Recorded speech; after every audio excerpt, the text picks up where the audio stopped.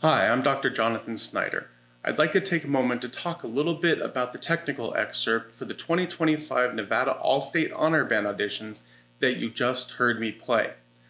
The version you just heard was played right around the suggested tempo of quarter note equals 96. However, it is my opinion that you should very much take suggestion to heart.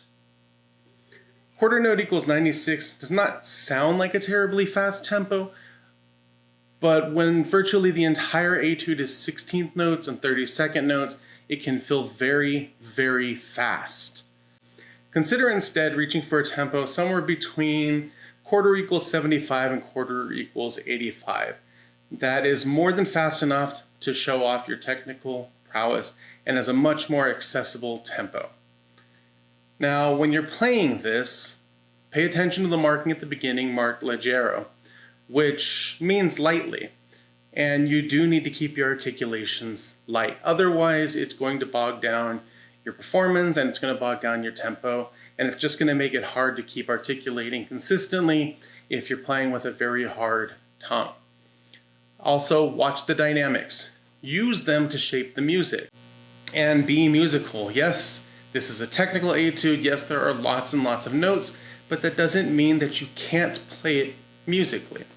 Give yourself the freedom of a little bit of rubato now and then to allow yourself to breathe and to take the mouthpiece pressure off your face.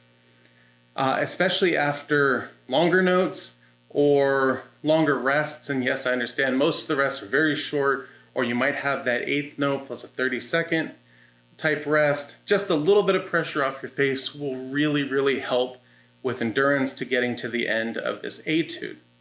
And then again in measure 32, where it's marked rubato, use a nice big rubato, take the pressure off, and then start the next passage. Making sure to breathe and remove mouthpiece pressure will help you to make it to the end of the etude. And this does take a fair amount of endurance to get through it, even though it's only around a minute or so long. Speaking of the end of the etude, you have that sudden jump up to the G and then to the A flat, followed by the descending triplets.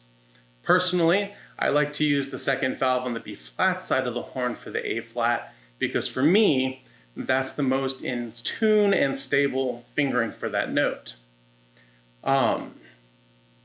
Make sure you use the crescendo when you're going up to that note. Really use it, and it'll help you to hit that note easier than if you're trying to pinch. Make sure you use your air when you're going up to it. And then when you come down the triplets, make sure to be clear with the articulations and don't cut that last G too short. We don't want to have this great technical etude and then there at the end. So I'm going to play this again for you, but at a much more accessible tempo, so a slower tempo.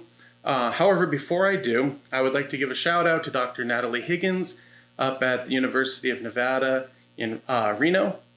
If you are wanting to hear a different interpretation of this etude, then I highly recommend checking out her video, which should come out soon after mine.